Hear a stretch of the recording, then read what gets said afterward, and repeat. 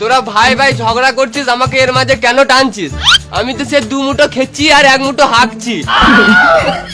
আর তুমি যে সারাদিনে 12 বার পাদো, এটা তো বললে না?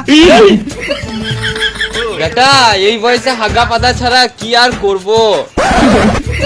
বাবা আমার বাড়িতে খেছে, আমার বাড়িতে হাঁকছে, এটাও দুটো সমান ভাগে ভাগ হবে। ঠিক আছে তাই হবে।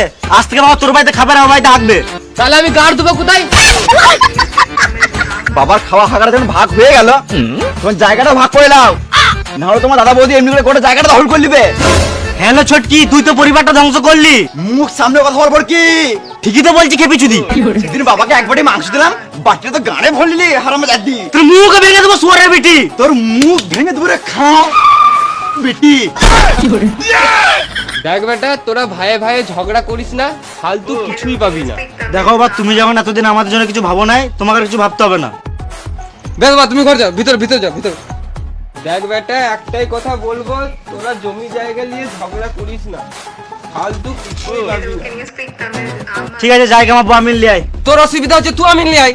আমি কি গান মারাতে আমি আনবো? এই মারা আমি একা কি করে মাথা আমি নিয়ে আসবো? গান মারা গেলে চলো খেতে দাও। চলো চলো,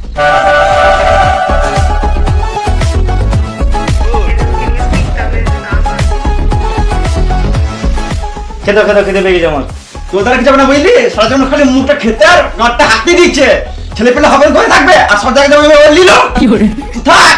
আমি চললাম আর ঘর, ওদের যাবো না, তুমি মেদিনীপুর ঘরে ঢুকে থাক। কইরে তুই কাজে যেতে হবে না, আমি আমিন ডাকছি। টানো টানো, যাবে আরো যাবে আরো যাবে, টানো, পেছি যাও পেছি যাও।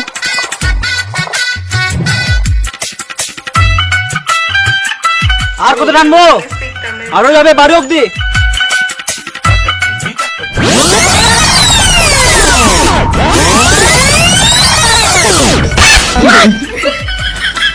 ভিতরে ধর। আমি কি গান মারাতে ধরবো? তোর আমিন তুই ধর। তাহলে আমি ভাগে বেশি নেবো তো।